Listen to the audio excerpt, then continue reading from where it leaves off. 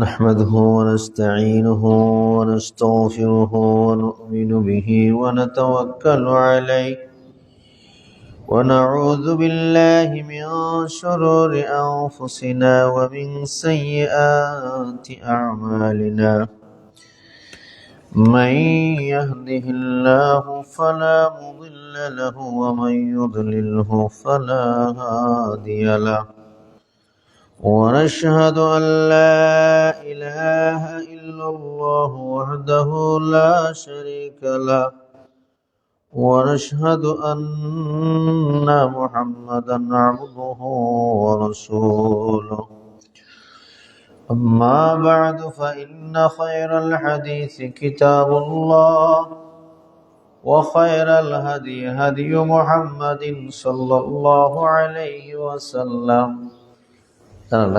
وشر الأمور محدثاتها وكل محدثة بدعة وكل بدعة ضلالة وكل ضلالة في النار. أعوذ بالله من الشيطان الرجيم. خذ من أموالهم صدقة تطهرهم وتزكيهم بها وصل عليهم إن صلاتك سكن لهم والله سميع عليم. بارك الله لنا ولكم في القرآن الحكيم ونفعنا وإياكم بالآيات والذكر الحكيم. وعن ابن عباس رضي الله تعالى عنهما قال فرض رسول الله صلى الله عليه وسلم زكاة الفطر أو كما قال عليه الصلاة والسلام اللهم صل على محمد وعلى آل محمد كما صليت على إبراهيم وعلى آل إبراهيم إنك حميد مجيد. اللهم بارك على محمد وعلى آل محمد كما باركت على إبراهيم وعلى آل إبراهيم إنك حميد مجيد.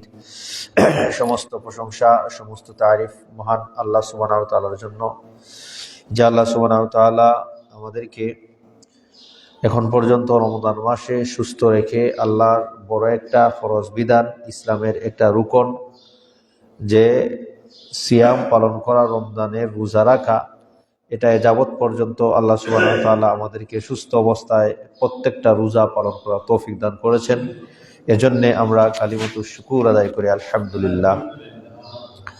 শেষ নবী মুহাম্মদুর রাসূলুল্লাহ সাল্লাল্লাহু আলাইহি ওয়াসাল্লাম আকায়ে নামদার তাজদারে মদিনা সরকারে দো আলম রহমাতুল্লিল আলামিন সাইয়্যিদুল মুরসালিন খাতামুন নবিয়্যিন মুহাম্মদুর রাসূলুল্লাহ সাল্লাল্লাহু আলাইহি সাল্লামের উপর আমরা সালাত এবং সালাম প্রেরণ করি। আল্লাহুম্মা সাল্লি ওয়া সাল্লিম আলা নবিয়্যিনা মুহাম্মদ। সম্মানিত মুসল্লিয়ানে কেরাম, আজকে জুমার আলোচনার আলোচ্য বিষয় হচ্ছে জাকাত এবং জাকাতুল ফিতর। যেহেতু আমরা হয়তো এটা লাস্ট খুতবা হতে পারে, আর যদি শেষ 29 হয় তাহলে আগামী শুক্রবারে আমরা খুতবা পেতে পারি। যদি আগামী খুতবা হয় তাহলে তো 30 তারিখ, ওই সময় ঈদুল ফিতরের আহকাম এবং মাসাইল বর্ণনা করা হবে, ফজিলত বর্ণনা করা হবে। বিদায় আমরা এই সাদকাতুল ফিতর এবং জাকাতের মাসআলাগুলি আমরা জানা রয়ে যাবে। এজন্য আমরা এই বিষয়টা আজকে নির্ধারণ করেছি। তো আমরা সাদকাতুল ফিতর এবং জাকাত, যেটা ইসলামের রুকনের মধ্যে একটা রুকন, এই বিষয় নিয়ে আমরা আলোচনা করব ইনশাআল্লাহ। ওয়া মা তৌফিকি ইল্লা বিল্লাহ। সম্মানিত মুসল্লিয়ানে কেরাম, ইবাদত মূলত 3 ভাগে ভাগ করা হয়েছে। ইবাদতকে কয় ভাগে ভাগ করা হয়েছে? 3 ভাগে। একটা হইল শারীরিক ইবাদত, আর একটা হইল মালি ইবাদত, মানে এমন ইবাদত যে ইবাদত করতে শরীরের শক্তি ধৈর্য ব্যয় করতে হয়, এমন ইবাদত যে ইবাদত করতে টাকা পয়সা খরচ করতে হয়, এটারে বলা হয় ইবাদতে মালি। আর যে ইবাদত করতে শরীরের ক্ষমতা লাগে তাকে বলা হয় ইবাদতে বাদানি। বাদানুন তো বডি নানি, বাদানি বলা হয়। আর আরেকটা ইবাদত হইল ইবাদতে মালি এবং ইবাদতে বাদানি, উভয়টার সংমিশ্রণে একটা ইবাদত সংগঠিত হয়। মানে ইবাদত হচ্ছে তিন প্রকার, একটা হচ্ছে ইবাদতে মালি, আরেকটা হচ্ছে ইবাদতে বদনি, আরেকটা হচ্ছে ইবাদতে মালি এবং বদনি। মানে শরীরের শক্তিও ব্যয় করতে হয়, টাকা পয়সাও ব্যয় করতে হয়। ওই টাকা পয়সা এবং শক্তি ব্যয় করে তার উভয়টার সংমিশ্রণে যে ইবাদত হয় তার নাম হইল ইবাদতে মালি এবং ইবাদতে বদনি। শুধুমাত্র টাকা পয়সা খরচ করে যে ইবাদত করা হয় তার নাম ইবাদতে মালি, আর যেই শরীরের শক্তি ব্যয় করে ইবাদত করা হয় তার নাম হইল ইবাদতে বদনি বা জিসমানি ইবাদত, শারীরিক ইবাদত। শারীরিক ইবাদত যেমন নামাজ। আপনি যখন মসজিদে আজান হবে, নামাজ পড়তে মসজিদে আসলেন, তখন নামাজ পড়ার লাগে এক্সট্রা ফিস দেওয়ার লাগেনি। যে যেমন ভাবে হজ করতে হইলে হজ আদায় হইতো না কুরবানি না দিলে, মিনার যারা যায় এরা এটা হইতইব। তার মানে নামাজের লাগে এক্সট্রা টেকা লাগে না, পয়সা লাগে না, কিচ্ছু লাগে না। এটা শুধুমাত্র আপনার শরীরের শক্তি ব্যয় করতে হইবা। আল্লাহ কইছেন যদি তোমরা নামাজ, আল্লাহ রসুলে বলছেন বসে যদি পড়তে না, দাঁড়িয়ে না পড়তে পারলে বসে পড়ো, বসে না পড়তে পারলে শুয়ে পড়ো, এরপরেও ইশারায় পড়ো। মানে কোন অবস্থায় নামাজ বাদ দেওয়া যাবে না। বাহ মাহি জানালা লাগাইলে এখন কারেন্ট নিচ্ছে। তো কোন অবস্থায় কি করা যাবে না, নামাজ বাদ দেওয়া যাবে না বা নামাজ পড়তে হবে। তো এই যে শারীরিক সক্ষমতা যতদিন পর্যন্ত আছে এবং আল্লাহ সুবহানাহু ওয়া তাআলা মাথার মধ্যে আপনি আমার যতদিন পর্যন্ত হুশ দেমাগ আমাদের ঠিক রাখছেন ততদিন পর্যন্ত নামাজ কারো কমা হবে না। এজন্য পাগল যদি মারা যায়, কোনো পাগল যদি মারা যায়, ওই পাগল সে জান্নাতি। প্রশ্ন হইল জান্নাতি কেমনে? কারণ হইছে যে ওই পাগল যে অবস্থায় সে মারা গেছে ওই অবস্থায় তার আকলে কি করে নাই, কাজ করে নাই। বলে যদি সে আগে গুনাহগার হইয়া থাকে, আগের পূর্বের গুনাহগার, যে পূর্বের গুনাহগার হওয়ার কারণে তো সে জাহান্নামে যাইতে পারে। বলে হে যে পূর্বে গুনাহগার ছিল, আল্লাহ সুবহানাহু ওয়া তাআলা তাকে পাগল বানিয়ে দিলেন। তার যদি মাথা ঠিক থাকতো বা তার দেমাগ ঠিক থাকতো, হয়তো সে আল্লাহর কাছে কি করতো, তওবা করত। এজন্যে মাসআলা হলো, কোন মানুষ যদি বেমার অবস্থায় মারা যায়, রোজা তার উপরে মাফ, তার ফুয়াইনতে তার ফুরুতায় তার লাগি আলাদা রোজা রাখুন লাগতো না, ফিদিয়া দেওয়ার লাগতো না। এখানে আল্লাহ বলছেন এই বেমার অবস্থায় রোজা রাখো না, পরবর্তীতে কাজা করো। হে পরবর্তীতে কাজা করার সুযোগই পাইল না, তার মানে আল্লাহ তারে আর দরকার নাই। ইসলাম তো কঠিন ধর্ম নয়, একেবারে সহজ ধর্ম। এজন্যে হুশ থাকা অবস্থায় পাগল মারা গেল, কিন্তু তার বেহুশ আসিল, তার পূর্বের যত গুনাহ আছে তাও মাফ। বেহুশ অবস্থায় মারা গেছে, এজন্য সে তার সবকিছু মাফ হইয়া যাইব।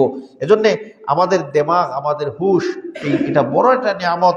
যতদিন পর্যন্ত এটা কাজ করবে ততদিন পর্যন্ত মুমিনের উপর থেকে নামাজ কখনো মাফ হবে না। মৌতের ভয়, যে কোনো সময় শত্রু মারতে পারে। মুসলমানের সংখ্যাও ওই সময় কম আছিল। ওই সময় আল্লাহ নবীরে হয়েছেন যে এক শ্রেণীর মানুষ পাড়া দিবায়, আরেক শ্রেণীর মানুষ দেওয়ার নামাজ পড়বায়। যুদ্ধর ময়দানও যে কোনো মুহূর্তে তীর দেশাহান থেকে আইয়া মারিলেই তো পারে। এই অবস্থায়ও সাহাবীরা নামাজরত অবস্থায় তীর পড়ছে আইয়া তারার ভাব। আবু দাউদের হাদিস, সাহাবী নামাজ পড়রা, শত্রু দূর তাকি দেখেন, দূর তাকি বুঝা যান না মানুষই উবাত না গাছ উবাত। হে চিন্তা করলো যে একটা তীর মাইরা দেখি, গাছ উবাত হইলে তো আর লড়লো তোরা, মানুষ উবাত হইলে তো তীর আঘাত খাইয়া লড়াচড়া করবো। দূর থেকে তীর মারছে, মারার পরে ফাও গেছে তীর। সাহাবী একটু লড়াচড়া করছেন না, নামাজ ভাঙছেন না। হে বুঝিলাইছে মনে হয় এখানে মানুষ না, হে গেছে কাফির। কিন্তু রাসূলুল্লাহর সাহাবী নামাজ পড়েছেন, এভাবে নামাজের মধ্যে দৃঢ় স্থিরতা আসিল। তো বলছিলাম সম্মানিত মুসল্লিয়ানে কেরাম, তো এই নামাজ কোনো অবস্থায় মাফ নাই। যুদ্ধর সময় আল্লাহ রসুলের সাহাবীরা নামাজ পড়ছেন, এলাই নামাজ পড়তেই। তো বলছিলাম এটা হইল জিসমানি ইবাদত। ইবাদত করতে হইলে শরীরের শক্তি খরচ করণ লাগে। আপনি যদি জামাতের সাথে নামাজ পড়া এবং ঘরে নামাজ পড়া, পার্থক্য আসেনি না নাই? পার্থক্য আসেনি না নাই? আপনি ঘরে নামাজ পড়লে এবং জামাতে নামাজ পড়লে, যেই সব গড়ে আপনি একতের নামাজ 5 দিন পড়লে এই সব হইতা নাই। 2 নম্বর হইল জামাতে নামাজ পড়লে আপনার এই ফ্যাসিলিটি আছে যে আপনার কাছ থেকে ফরজ ওয়াজিব নামাজের কোনো কিছু যদি না ছুটে আপনার নামাজ হয়ে যাব, ইমামের পিছনে আপনি হারাইছেন বস। আপনার নামাজ হইল নি না হইল না, আল্লাহ কবুল করলাম না করলাম না, এটা দায়বার আপনার না, ইমাম দায়বার। এলাই জামাতে নামাজ পড়ার একটা ফায়দা যে আমার নামাজ হইল নি না হইল না, আমার যদি সপ্তাহ নামাজ যদি আমি কথা হই না, আমি যদি হাসি না, নামাজ যদি আমার রুজু যায় না, মানে যে সমস্ত বিষয়ে নামাজ ভাঙ্গি যায় ওগুলি যদি না হয় তাহলে আমি ওর পিছনে মরছি, আমার নামাজ হয়ে গেছে। তো ওইগুলি হইলে জামাতে পড়া, এর লাগি জামাতে পড়তে হইলে শরীরে শক্তি লাগবো, আটটা আমল লাগবো, সবকিছু ঠিক লাগবো। তার মানে শরীরের শক্তি থাকা অবস্থায় এবাদতের মজাই আলাদা, এবাদতের স্বাদই আলাদা। এজন্য সম্মানিত মুসল্লিনে কেরাম, আমরা আমাদের একটা সমাজ একটা প্রচলিত কথা আছে যে দাঁত থাকতে পানি চাবাইয়া খাওয়া। দাঁত থাকতে পানি চাবাই খাওয়া বলতে দাঁত দি পানি চাবাই হয়নি, মানে বুঝানি হয়েছে এটাই যে সময় থাকতে সময়কে কাজে লাগানো। আল্লাহ রাসূল বলছেন ইগতানিম খামসান ক্বাবলা খামসিন, যে ও দুনিয়ার মানুষ তোমরা পাঁচটা জিনিস আগে আওয়ার আগে তোমরা গনিমত মনে করো। যৌবন কালকে গনিমত মনে করিলাও তোমরা বুড়া হওয়ার আগে, মানে তুমি এখন জোয়ান আছো, বুড়া হওয়ার আগ পর্যন্ত তোমার জোয়ানিরে হামো লাগাইলাও। বুড়া হওয়ার টাইম আল্লাহ দিতা নাই, দেখবা বুড়ো হয়ে গেছো কিন্তু এবাদতও ভালো লাগেন না, রোজা ঠিক মতো রাখতে পারলাম না, বুড়ো হয়ে গেছি, দেখা যায় একহত্তর নামাজ বার্তাকে উজু হয়ে আইলাম, মসজিদে আইতে আইতে আবার উজু গেছে কি। দেখা যায় অনেক শত ধরনের সমস্যা হয়, শারীরিক সমস্যা হয় যখন মানুষের বয়স হইয়া যায়। এজন্যে এই যৌবন কালকে যদি আমরা কাজে লাগাতে পারি, ইবাদত বন্দেগীতে আমরা কাজে লাগাতে পারি, বৃদ্ধ হালে অত ইবাদত করার দরকার আছে, খালি ফরজ কোন সুরত আমল করে লইলাম, ফরজ ইবাদত ফরজ এগুলো আমল করে লইলাম, কারণ আমি যা করে আসছি আমার ব্যালেন্স পরিপূর্ণ করে আসছি। এজন্য আল্লাহ রাসূল বলছেন যৌবনে তোমরা বৃদ্ধ হওয়ার আগে গনিমত মনে করিলাও। কারণ হয়েছে গিয়া অনেকে আবার বৃদ্ধ হওয়ার টাইম মিলে না, অনহর আবার কি মিলে না, বৃদ্ধ হওয়ার টাইম মিলে না। গতকালকে হৃদয় বিদারক একটা ঘটনা ঘটে গেছে বাগেরহাট, আমি জানি না আপনারা জানেছেন কিনা। একই ফ্যামিলির 13 জন মানুষ অ্যাক্সিডেন্টে মারা গেছে, তার মধ্যে নতুন স্বামী এবং নতুন স্ত্রী, স্ত্রীর গায়ে বিবাহের কাপড় পরা। একই ফ্যামিলির মানুষ 12 জন মানুষ, 13 জন মারা গেছে, এর মধ্যে 12 জনই একই ফ্যামিলির, নতুন দম্পতিও ছিল এখানে। তার মানে মৌত কারো কখন কিভাবে আসবে ইনভিটেশন দিয়ে আসবে না যে আমি আসতেছি। নবীদের ক্ষেত্রে এটা ভিন্ন, মুসা আলাইহিস সালাম, মুহাম্মদুর রাসূলুল্লাহ সাল্লাল্লাহু আলাইহি ওয়াসাল্লাম ভিন্ন, কিন্তু এই উম্মতের এই ফ্যাসিলিটি নাই। মৌত যে কোনো সময় হইতে পারে। বারোইরাম আমরা রাস্তাঘাট ফিসলা আছে, হয়তো আসার খাইয়া অনেকে এটা মৌতের পুরা কারণ হইতে পারে, মৌতের সবব। কারণ আসার খাইয়া ফইরা বহুত মানুষের মৌতের কারণ হইছে। বৃদ্ধ মানুষ অনেক সময় যদি শরীর বৃদ্ধ অবস্থায় আসার খাইলায় বস খবর বা থবাঙ্গি আর করতে করতে পারে না, এই অবস্থায় শেষ পর্যন্ত কি হইয়া যায়, মৌত হইয়া যায়। এজন্য সম্মানিত মুসল্লিনে কেরাম, আমরা সময়ের হামলা লাগাইতে হইব। তো বলছিলাম এবাদত 3 প্রকার, মালি, জিসমানি, বদন। আমি এই বিষয়টা আলোচনা করিলাই নাইলে আমরা টাইমে হইতো না, আমরা মূল বিষয় ভাবতাম না, আলোচনা করতাম। তো এর মধ্যে একটা হইলো শারীরিক ইবাদত যেমন নামাজ, আর একটা হইলো মালি ইবাদত। যেমন আপনি মালি ইবাদত কি, আপনার উপর যাকাত ফরজ, আপনি যাকাত দিতে হবে। আপনি সাদাকা করতেছেন, আপনি যাকাতুল ফিতর দিচ্ছেন, এগুলি টাকা দিয়া দিচ্ছেন, খাবার দিয়া দিচ্ছেন, তো এগুলি হচ্ছে আপনার মালি ইবাদত। সম্পদের মাধ্যমে কি হচ্ছে, ইবাদত হচ্ছে। তো এই হচ্ছে সম্পদের মাধ্যমে যে ইবাদত হয়, এই ইবাদতটার মধ্যে অন্যতম একটা ইবাদত হইল যাকাত। অন্যতম একটা ইবাদত হইল যাকাত, যা ইসলামের তৃতীয় একটা রুকন, ইসলামের তৃতীয় একটা রুকন। ঈমান, নামাজ, তারপরেই যাকাত। তো এই যাকাত এমন একটা বিষয়, যদি কোনো মানুষের উপর ফরজ হইয়া যায় আর সে এটা দেয় না, তাহলে সে ফরজ তরকারির মধ্যে অন্তর্ভুক্ত হইল। যদি কোনো মুসলিম সেই যাকাতকে অস্বীকার করে সরাসরি কাফির হইয়া গেল। এটা এমন একটা বিধান। অতএব আবু বকর সিদ্দিক রাদিয়াল্লাহু তাআলা আনহু যে সময় খলিফা হইছেন, অসময় এক শ্রেণী মানুষ বলছে যে আমরা জাকাত দিতাম না, তারা জাকাত অস্বীকার করা শুরু করে দিছে। রাসূলুল্লাহর ইন্তেকালের পরেই মুমিনের যারা ইমানদার আছিল এরা তিন অবস্থা হয়ে গেছে। এক শ্রেণীর মানুষ জাকাত অস্বীকার করা শুরু করে দিছে, এক শ্রেণীর মানুষ মুরতাদ হয়ে গেছে, আর এক শ্রেণীর তো ইমানদার রয়েছে। জাকাত অস্বীকার যারা করছে তারা বলছে যে জাকাত রাসূলুল্লাহ সাল্লাল্লাহু আলাইহি ওয়াসাল্লামের যুগ পর্যন্ত সীমাবদ্ধ ছিল, রাসূলুল্লাহ নাই, আমরা এখন জাকাত দিতাম না, জাকাত শেষ। আবু বকর রাদিয়াল্লাহু তাআলা বলছেন, লা আকতুলান্নাকুম, আমি তোমরা লগে যুদ্ধ করমু যদি কেউ কি না করে, জাকাত না দেয়। জাকাত যদি কেউ না দেয় আমি তার লগে যুদ্ধ করবো। এখানে এটা ইসলামের একটা ফরজ বিধান, অতএব জাকাত দিতেই হবে। আবু বকর রাদিয়াল্লাহু তাআলা ওয়াল্লাহি লা আকতুলান্না মান ফাররাকা বাইনা যাকাত ওয়াস সালাত, যে মনে করে জাকাত রাসূলুল্লাহর ইন্তেকালের পর্যন্ত, রাসূলুল্লাহ ইন্তেকাল করে ফেলছেন বশেষ, জাকাতের হুকুম রহিত, আর জাকাত দিতে লাগবে না, কিন্তু নামাজ চিরস্থায়ী ফরজ লাগবো, দুইটার মধ্যে যারা পার্থক্য করব আমি তাদের বিরুদ্ধে যুদ্ধ করব। অতএব জাকাত অস্বীকার করা, জাকাত না দেওয়ার কোনো অপশন নাই। আবু বকর রাদিয়াল্লাহু তাআলা বলছিলেন আমি যুদ্ধ করব তাদের সাথে। এজন্য সম্মানিত মুসল্লিয়ানে কিরাম, আল্লাহ সুবহানাহু ওয়া তাআলা কোরআনুল কারীমে প্রায় 82 জায়গায় নামাজের কথাও কইছেন, জাকাতের কথাও কইছেন। আকিমুস সালাহ ওয়া আতুজ যাকাহ, আকিমুস সালাহ ওয়া আতুজ যাকাহ, নামাজ পড়ো এবং জাকাত দাও। জাকাত দিতে হবে। জাকাত যদি কেউ দেয় না, অস্বীকার করে, তাহলে সে কি হইয়া গেল? কাফির হইয়া গেল। জাকাতের মাধ্যমে কি হয়? জাকাতের মাধ্যমে ইসলামের তৃতীয় একটা বড় একটা রুকন, এই রুকনটা আদায় হয়। জাকাত শুধুমাত্র ইবাদত নয়, জাকাত বরংস নিজের আত্মারও পরিশুদ্ধতা, নিজের মালেরও পরিশুদ্ধতা। জাকাত দেওয়ার ফলে নিজের যে সম্পদ আছে সেই সম্পদ পবিত্র হয়, পাক হয়। কোনো মানুষ যদি জাকাত দিল না, তার মানে সে তার সম্পদ পবিত্র করলো না, ওই সম্পদ থেকে সে খাচ্ছে, তার মানে সে পবিত্র মাল খান না। মানুষে বিষয়গুলি বুঝে না, না বুঝার কারণে আন্তাজ হইরা জাকাত দিলার হিসাব নাই, কিচ্ছু নাই। মিয়া সাবরে জিকায় ওখানে কোনটা জিকায় না,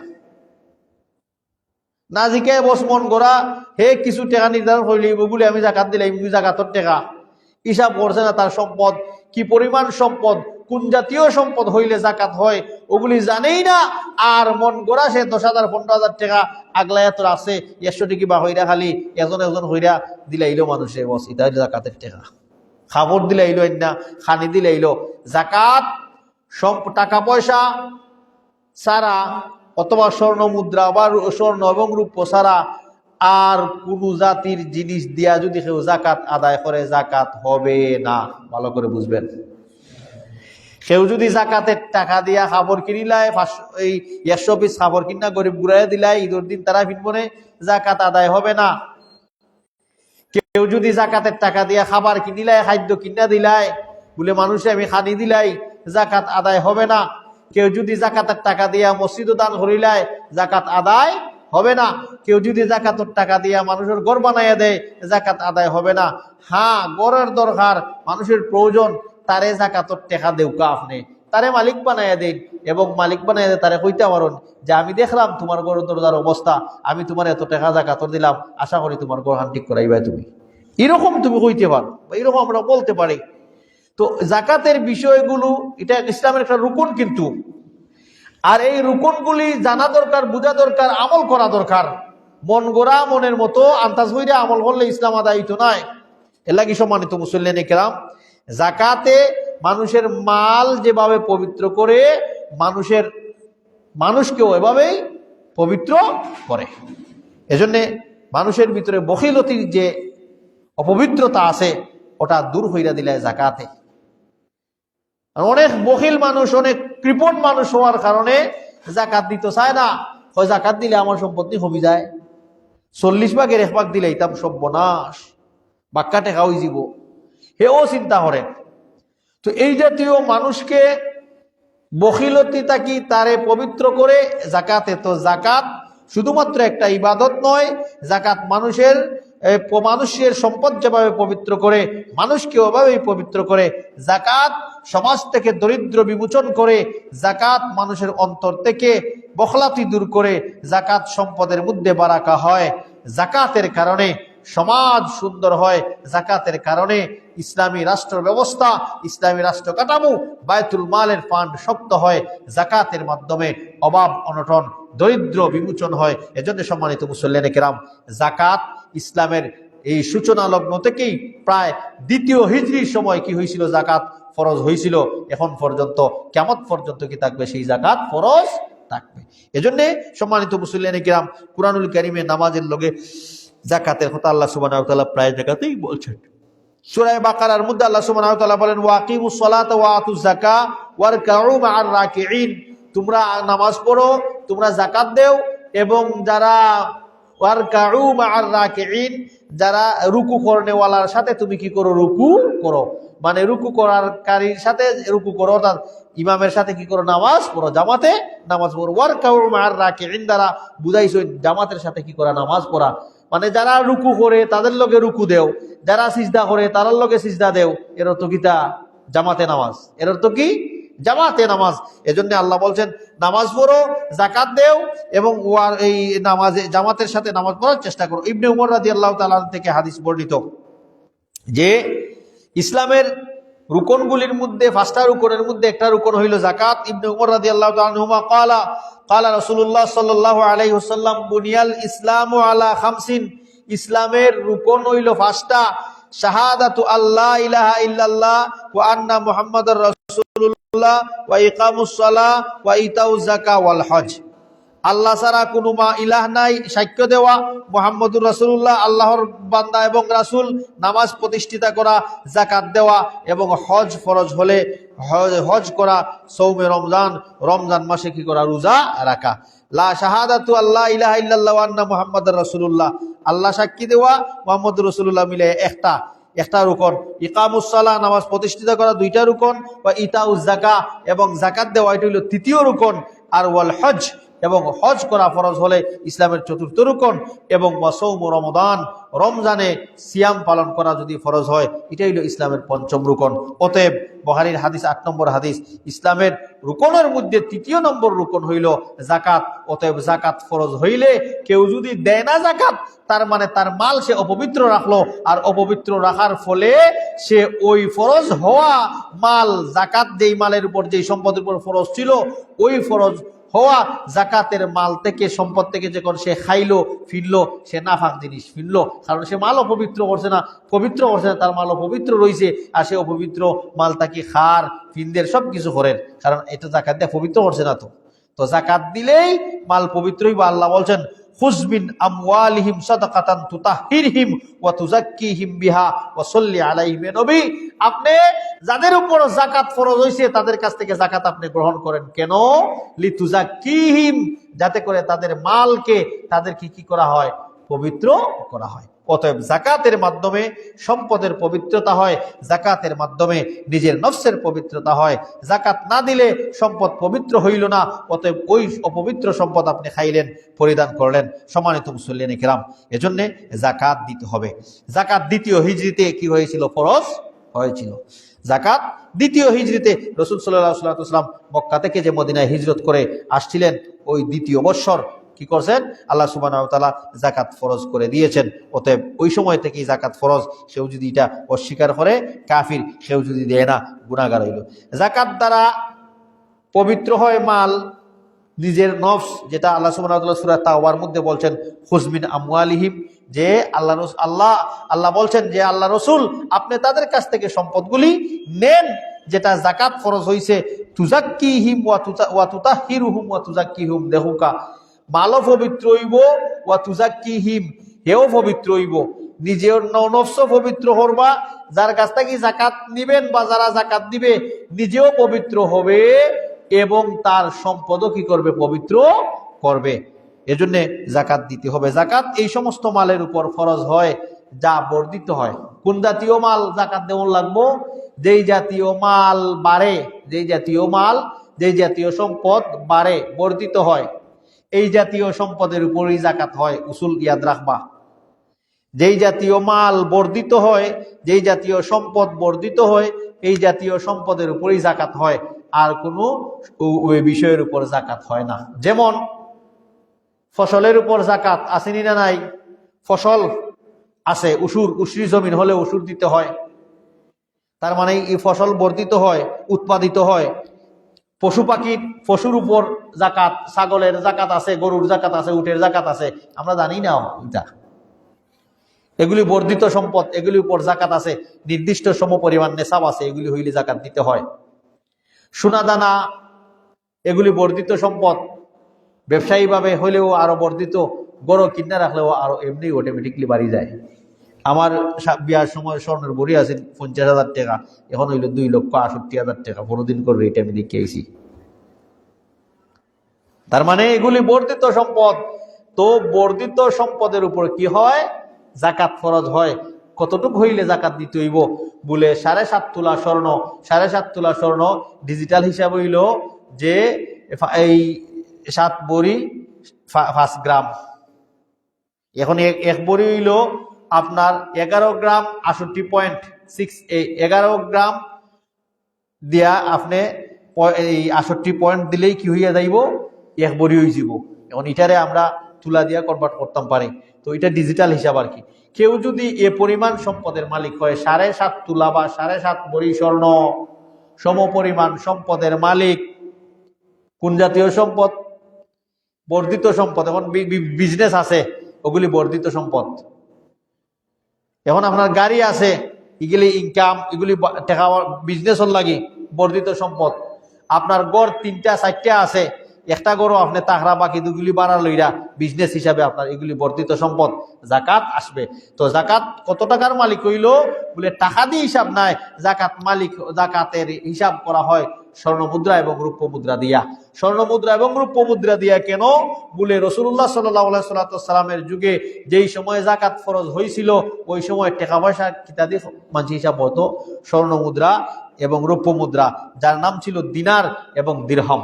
যার নাম ছিল দিনার এবং দিরহাম। স্বর্ণ মুদ্রার নাম ছিল দিনার আর রূপ্য মুদ্রার নাম ছিল দিরহাম। তো এই ছিল প্রচলন ওই সময়। তার মানে যাকাত যে এই পরিমাণ সম্পদের মালিক হইলে, এই 7.5 তোলা সোনা অথবা রূপা 52.5 তোলা রূপার মালিক হইলে কি দেওয়া হইব? যাকাত দেওয়া হইব। এখন প্রশ্ন হইল, যাকাতের মাসআলাগুলি, অনেক যেই বিষয়গুলি আমাদের সামনে আসে প্রতিদিনই, আমাদের গ্রুপে প্রশ্ন করা হয়, তো ওই বিষয়গুলি ক্লিয়ার করা দরকার। আমাদের মনের অনেকেরই এই জাতীয় প্রশ্ন আছে, হয়তো অনেকে আমরা হইতাম পারি না, বা হয়তো অনেকে এই বিষয়গুলি আমরা নিজে নিজে গুছাইতাম পারি না, যার কারণে তার সমাধান হয় না। বিষয়গুলি আজকে আমরা ইনশাল্লাহ কিছু ক্রিটিক্যাল মাসআলা আমরা আলোচনা করব, আপনারা মনোযোগ দিয়ে শুনবা যাকাতের বিষয়গুলি। যেটা তো 7.5 তোলা স্বর্ণ অথবা 52.5 তোলা রূপা যদি কেউ মালিক হয়, তার ভিতরে 1 বছর অতিবাহিত হইয়া যায়, তাহলে সে কি দিত? 40 ভাগের 1 ভাগ যাকাত দিত।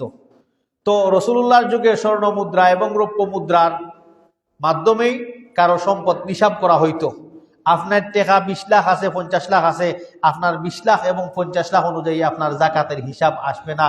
আপনার যাকাত হিসাব আসবে যে আপনার 20 লাখ টাকা বর্তমানে 7.5 তোলা স্বর্ণের সমপরিমাণ, মূল্যের সমপরিমাণ হচ্ছে কিনা। যদি হয় তাহলে আপনাকে যাকাত দিতে হবে, যদি হয় না আপনাকে যাকাত দিতে হবে না। আপনার অতিরিক্ত ঘর আছে, এই ঘরের সমপরিমাণ দেখতে হইব এই পরিমাণ আসেনি না। আপনার গাড়ি আছে, আপনার গাড়ি অতিরিক্ত দেখতে হইবা। নিজের প্রয়োজনের গাড়ি, private car, private taxi, private Honda motorcycle, এগুলির উপরে কি আসে না? যাকাত আসে না। তো বলছিলাম সম্মানিত মুসলিম কিরাম, তো রাসূলুল্লাহর যুগে ওই ক্যাটাগরির উপরেই ভিত্তি করে স্বর্ণ মুদ্রা এবং রৌপ্য মুদ্রার উপরেই কি করা হইতো? যাকাত দেওয়া হইতো। এখন যে প্রশ্নটা হইল, রাসূলুল্লাহর যুগে স্বর্ণ মুদ্রা ছিল 7.5 তোলা সোনার হিসাব, আর রূপার হিসাব ছিল 52.5 তোলা রূপার হিসাব। ওই যুগে 52.5, কারণ দিনার এবং দিরহাম বানানি তো রূপা দি এবং স্বর্ণ দি, তাহলে 200 দিরহাম রে এক লগে একত্রিত হইয়া দেখা গেছে যে 7.5 তোলা স্বর্ণের যেই পরিমাণ, যে মূল্য, ওই 52.5 তোলা রূপার ওই পরিমাণ মূল্য আসিল। কোন যুগে? রসুলুল্লাহর যুগে, যার কারণে 7.5 তোলা স্বর্ণের মালিক যেই, এই স্বর্ণের মালিক অথবা তার সমপরিমাণ সম্পদের যেই ব্যক্তি মালিক হইতো, তার সমান 52.5 তোলা রূপার মালিক যে অথবা ওই পরিমাণ সম্পদের মালিক সে সমান হইতো। অতএব স্বর্ণ মুদ্রা এবং রৌপ্য মুদ্রা রসুলুল্লাহর যুগে ব্যালেন্স পুরাপুরি ছিল। বর্তমানে আসেনি সঞ্চয় নাই। 1 ভরি স্বর্ণর দাম যদি 2,68,000 বা 2,62,000 হয়, 1 ভরি রূপার দাম হতো বালা হাই কোয়ালিটি রূপা যদি 12,000 বা 14,000 হইব, এর উপরে হইতো নাই। একবারে বালা ধরনের 24 ক্যারেটর রূপা যদি 14,000 বা 12,000 এর উপরে হইতো নাই। তো তার মানে বোঝা গেল এখন কারো যদি 52 চুলা রূপা হয়, তার মানে এর উপরে তো জাকাত 5-6 লাখ টাকা হইলে 7 লাখ টাকা হইলে জাকাত আই হয়। কিন্তু দেখা যায় 7.5 তোলা স্বর্ণর দাম হইলে প্রায় 20 লাখ টাকার মতো হইয়া যায়, 17-18 লাখ টাকার মতো হয়।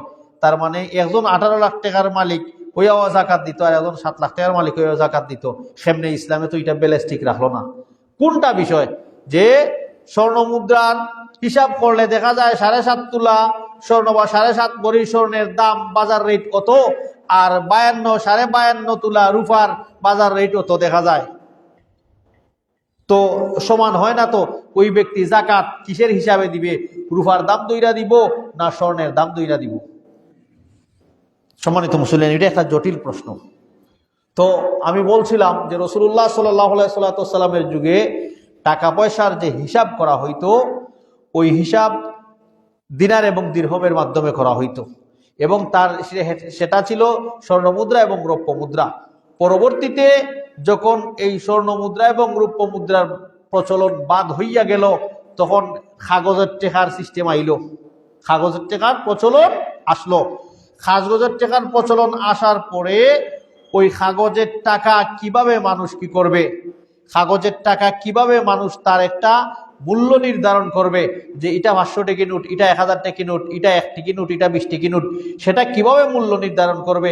এক দেশের উপরে, যেই দেশে টাকার মেশিন আছে হেরাইতে দিনেই টাকা বানাইতে পারবো না। টাকা যদি রাইতে দিনে বানায় তাহলে একজনে রাইতে দিনে বানাই রাখিলেই কিছু মানুষে আর প্রত্যেক নাগরিক রে 1 টাকা 1 টাকা করে টাকা বানাই দিল পারে। হের লাহান পৃথিবীর ই দেশের লাহান আর দনি দেশ আর আদনি বা এরকম ইচ্ছা করলে পারে না নি সরকারে, এটা করতে পারেননি বা এটা করে না কেনে? এই ধরনের পাবন্দি খেলাগি এই বিষয়টা আমরা বুঝতে হইলে ওই জাকাতের যে বর্তমান যে স্বর্ণের হিসাব অনুযায়ী আপনাকে জাকাত দিতে হবে না রূপা অনুযায়ী জাকাত দিতে হইব, ওই বিষয়টা আমরা কাছে ক্লিয়ার হয়ে যাব। অর্থনীতিবিদ যারা আছে তারা এই বিষয়গুলি ভালো করে বুঝবে।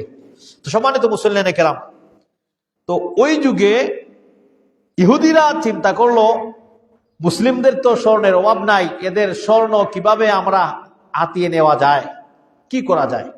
এ ব্যাপারে সুন্দর একটা বই লিখেছেন, সুদ নামের একটা বই লিখেছেন মওদুদী রাহিমাহুল্লাহ। তো খুব সুন্দর এখানে আলোচনা করেছেন। তো বলছিলাম যে ওই যুগে মানুষ স্বর্ণ মুদ্রা তারা কিভাবে ইহুদি এবং খ্রিস্টানের চিন্তা করলো মুসলমানদেরকে হাতিয়ে নেওয়া যায়। তারা প্ল্যানিং করলো যে টাকা পয়সা স্বর্ণ মুদ্রা হাতো লগে লইয়া আটা বা গড়তোয়া, এটা একটা বড় রিস্ক। আমরা ব্যাংক সিস্টেম করেছি, আপনারা আমাদের কাছে জমা দেন, জমা দিয়া আপনারা স্বর্ণ মুদ্রা আমরা ভাড়া দিমু, আর আমরা কাছ থেকে আপনারা রিসিপ্ট নিবা। রিসিপ্ট নিলাম, তে আমরা বাজারে টাকা পয়সা বাজার হরমু এমনি হিসেবে মতো এটিএম, পেটিএম, বিকাশ, রকেট এগুলি কিছু ছিল না। বাজার হতাম হনে তারা হইল আমরা আপনারা রসিদ দিমু, আপনার রসিদের মধ্যে থাকবো আপনি কত পরিমাণ মালের মালিক আছেন, সেই রসিদ অনুযায়ী আপনি কি তা করবা বাজার করবা।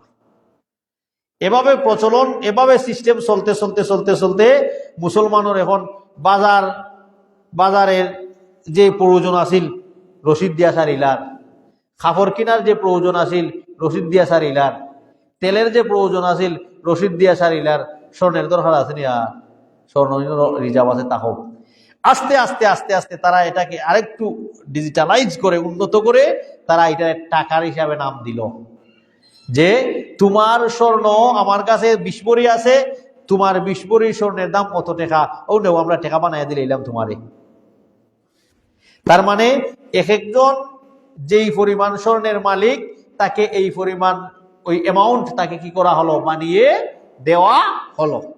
তো সে ওই পরিমাণ মালিক।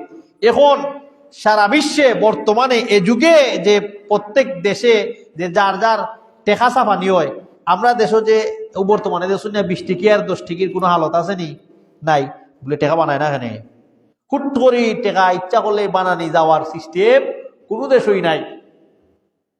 যদি হুট করে ইচ্ছা করে টেকা বানানোর সিস্টেম থাকতো তাহলে সরকারে আলাদা ডিপার্টমেন্টই রাখি দিল নে, তোমরা খালি রাইতে দিনে টেকা বানাইয়া আমার দেশের 18 কোটি মানুষরে প্রত্যেকের ঘরে ঘরে 1 টাক 2 টাক করে টেকা পৌঁছায় দিলে ভাই, গরিব থাকতো না আমার দেশ। সকলেই টেকার পয়সার মালিক হয়ে যেত।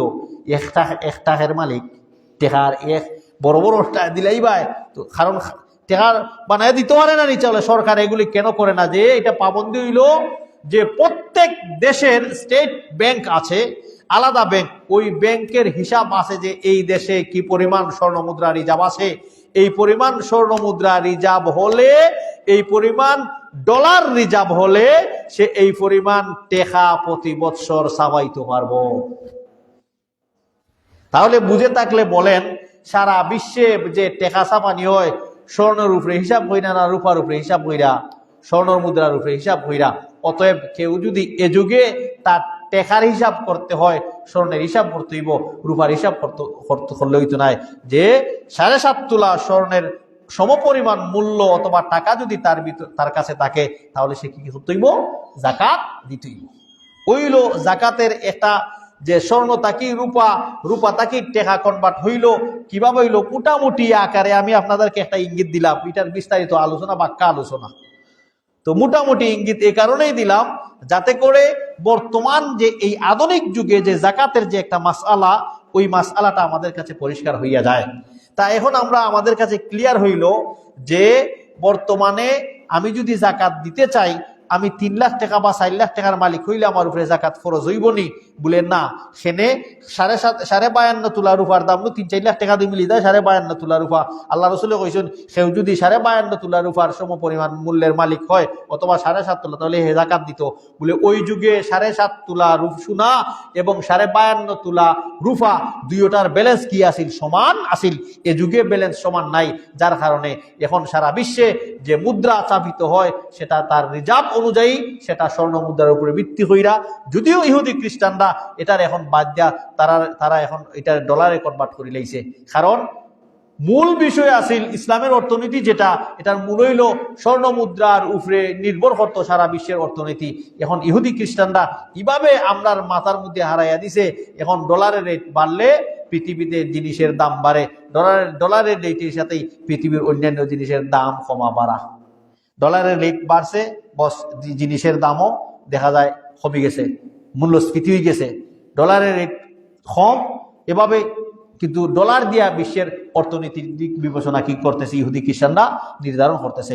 অথচ মুসলমানদের যে মূল যেটা ছিল সেটা ছিল স্বর্ণ মুদ্রা এবং রৌপ্য মুদ্রা। পেট্রো ডলার এখন এটা কনভার্ট করে নিয়েছে, যার কারণে আমরা এই অধপতন তো বলছিলাম সম্মানিত মুসল্লিয়ানে কেরাম, তো যাকাতের যে বিষয় যেটা, সেটা আমরা ওই অনুযায়ী দিতাম হইব 7.5 তোলা। অতএব যাকাত হইল ইসলামের তৃতীয় রুকন, যাকাত হইল ফরজ। কেউ যদি যাকাত ফরজ অবস্থায় যাকাত দিল না, তার মাল পবিত্র হল না, আর সে অপবিত্র মাল খাইল, অপবিত্র মাল ফিনলো, বাচ্চান্তের অপবিত্র মাল খাওয়াইলো, বাচ্চান্তের অপবিত্র মাল ফিন্দাইল, যদি যাকাত ফরজ হওয়ার পরেও যাকাত না দেয়, তার এই অবস্থা। তো যাকাত কিভাবে দিতে হইব? 40 ভাগের 1 ভাগ কিতা করতে হইব? যাকাত দিতে হইব। অতএব সম্মানিত মুসলিম কিরাম, যাকাত কোনো সময় এগুলি কি করতে হবে না, এই অস্বীকার করা যাবে না, বাদ দেওয়া যাবে না। যে সমস্ত মুসলিমের কাছে এই 5টা জিনিস পাওয়া যাইব, ওই সমস্ত মুসলিমরাই কিতা করতে হইব? যাকাত দিতে হইব।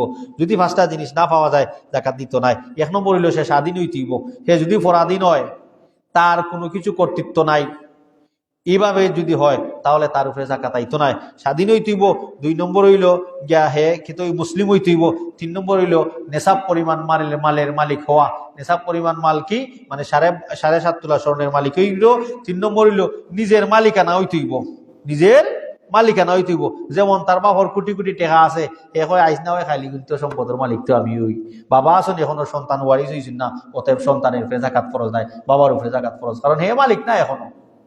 তো এরপরে আরেকটা বিষয় হইল গিয়া, যদিও তার টাকা পয়সা আছে, একজনটাই হে পাইব 1 কোটি টাকা পাইব বা 2 কোটি টাকা পাইব, কিন্তু পাইবনি না পাইতো না এরকমের কোনো নিশ্চয়তাও নাই, তাহলে যদিও তার টেকা কিন্তু নিশ্চয়তা নাই এদের লইয়া বাক ছিল আর টেকা গুণ দিবনি না দিত নাই, এই জাতীয় সম্পদের উপরে কি আয় না? জাকাত আয় না। যদি হ্যাঁ একিন আছে, বিশ্বাস আছে, হে আমার টেকা দিব, যদি টেকা না দেয় তার এই পরিমাণ অ্যামাউন্ট অনুযায়ী তার জামানত আমার কাছে আছে, আমি ওগুলোর মালিক, জাতীয় মানুষের উপরে জাকাত ফরজ।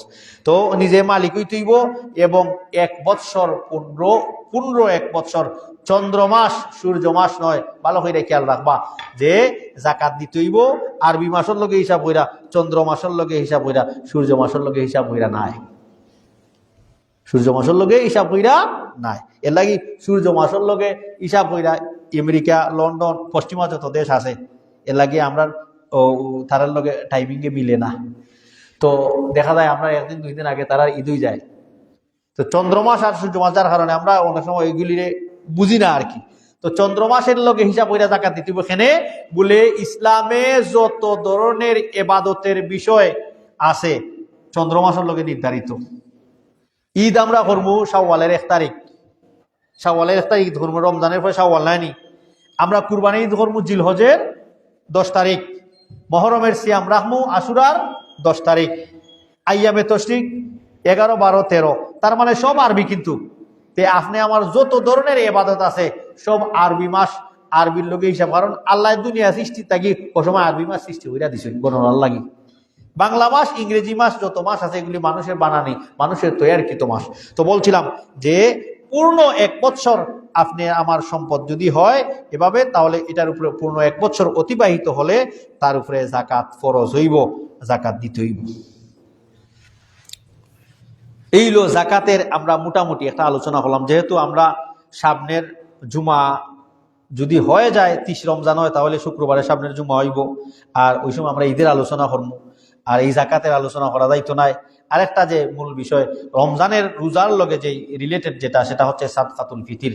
আমরা এটা ইনশাল্লাহ বাকি যে সময় 10 মিনিট আছে এই 10 মিনিটে আপনারা একটা ইশারা দিলাইমু, কারণ এই বিষয়গুলি সকলের কাছে পরিচিত অপরিচিত নয়, আমরা প্রতি বছরই এই সময়ে আলোচনা করে থাকি।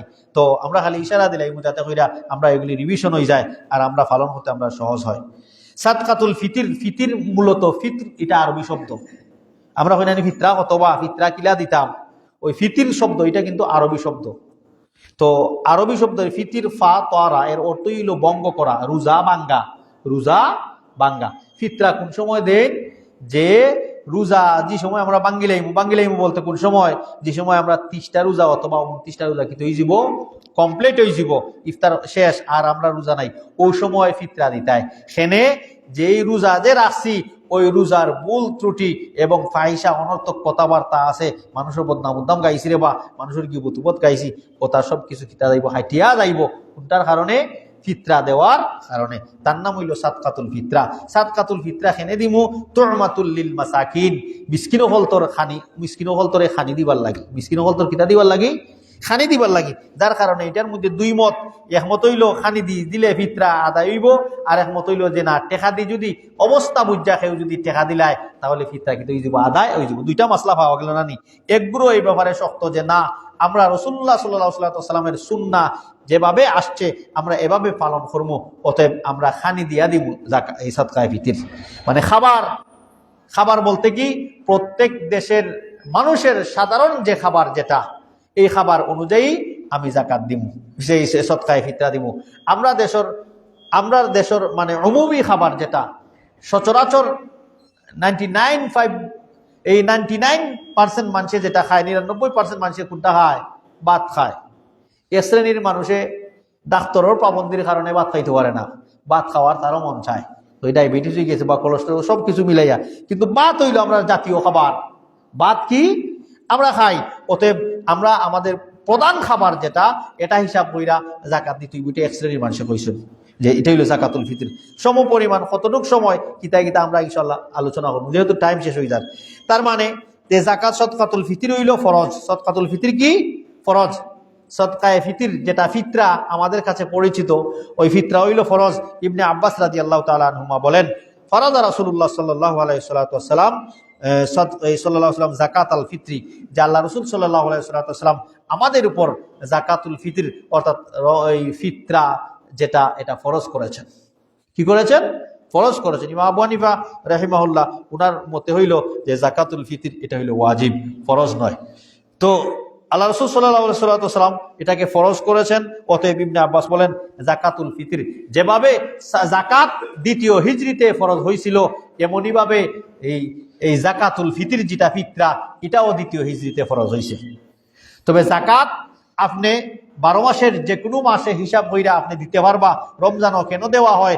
যাতে কইরা হিসাব রাখতে সহজ হয়। রমজানও কেন দেওয়া হয়? আল্লাহ রাসূল বলছেন বনি আদমের আমল আল্লাহ বাড়াইতে বাড়াইতে 1 থেকে 10 গুণ বাড়াইয়া দেন। আরেক রিওয়ায়াতে আছে 1 থেকে 700 গুণ, যার কারণে সওয়াব বেশি হইতো। এর কারণে মানুষ রমজান মাসও দেয়, হিসাব করতেও সহজ আরবি, এর লাগি মানুষ জাকাত দেয়। কিন্তু জাকাত যদি আপনি শাওয়াল থেকে হিসাব করেন, আগামী শাওয়ালও দিবা। আপনি মুহররম থেকে হিসাব করেন, আগামী মুহররম মাসও দিবা। মানে আরবি যে কোনো মাসে আপনি 1 বছর হিসাব কইরা দিবেন, অসুবিধা নাই। কিন্তু জাকাতুল ফিতর যেটা, ফিতরা যেটা, এটা শুধুমাত্র রমজানের সাথে রিলেটেড, রমজানের লগে সম্পর্কিত। ওটা আপনার রমজানের এন্ডে লাস্টে দিতে হবে। যে ফিতরা মানেই হইল বঙ্গ করা, যখন আপনি রোজা ভাঙ্গিলেই বা মানে আর রোজা নাই, আপনি তখন কিতা দিতা? ফিতরা দিতা।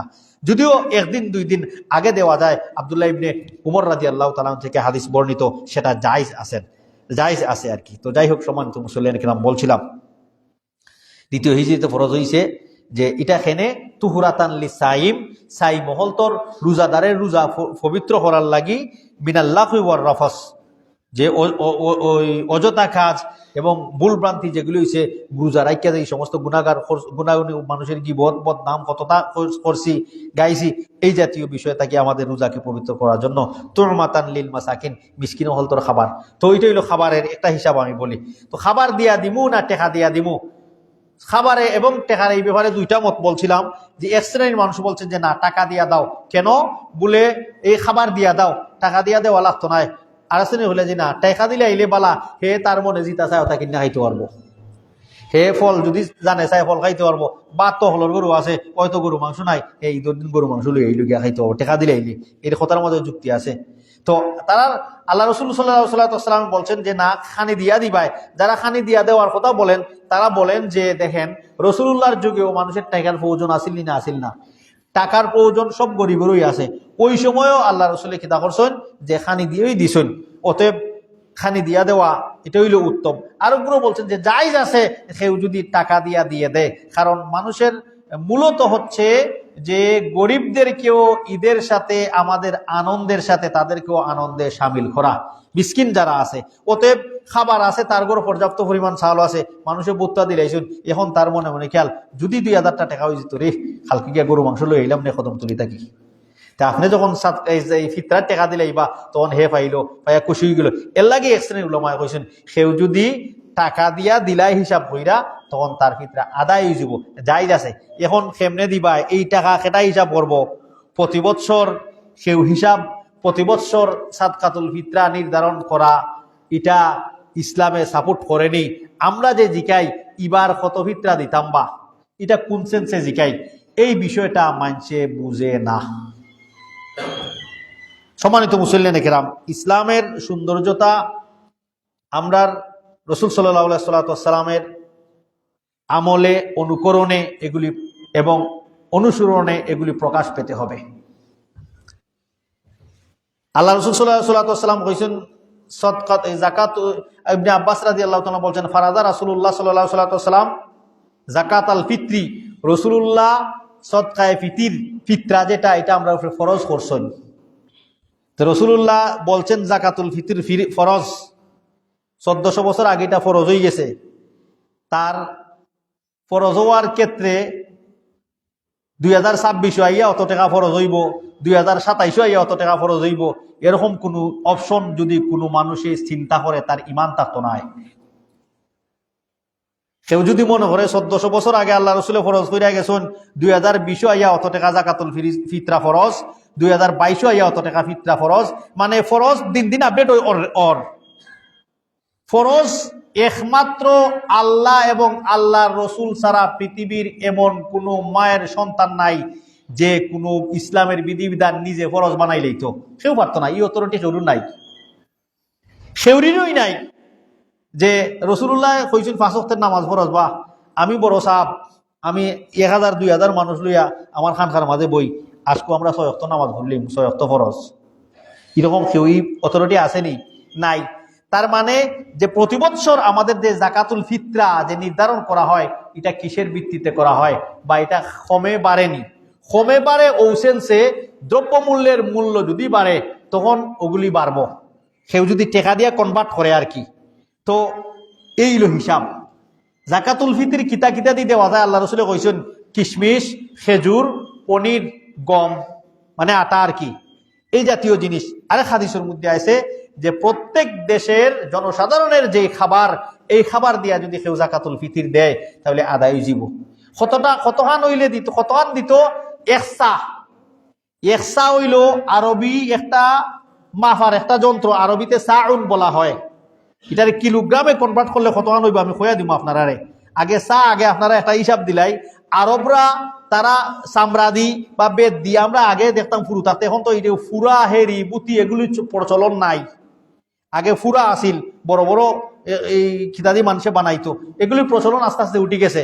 কারণ এখন মিটার আইছে, ইলেকট্রিক মিটার আছে, এখন ফাল্লা আছে, সব থেকে আমরা কিলোগ্রামে এগুলি মাফিলারাম। তো ওই চা আসিল, ওটা দিয়ে আল্লাহ রসুলে কইতা এই 1 সা পরিমাণ খানি মিসকিনও হলতরে দিবাই, ফকির মিসকিনকে দিবাই। বর্তমানে এটা আমরা কিলা দিমু, বর্তমানে এটা কিলোগ্রামে হিসাব করলে দেখা যায় যে আপনার 2 কেজি 2.5 কেজি থাকি তুরা একটু বেশি, 2800 অথবা 2700 গ্রাম রাউন্ড আপ কইরা আমরা 3 কেজি দিলাইমু, 3 কেজি চাউল দিলাইমু। এখন কেউ যদি টেকা দিয়া দিতে চায়, মনে করে 3 কেজি চাউলের দাম বর্তমানে যে পরিমাণ চাউল খায়, হে যদি বাসমতি খায় এও বাসমতির চাউলের দাম দইরা দিব। হে যদি 80 টাকা চাউলের কেজি চাউল খায় এও পরিমাণ চাউল দিব।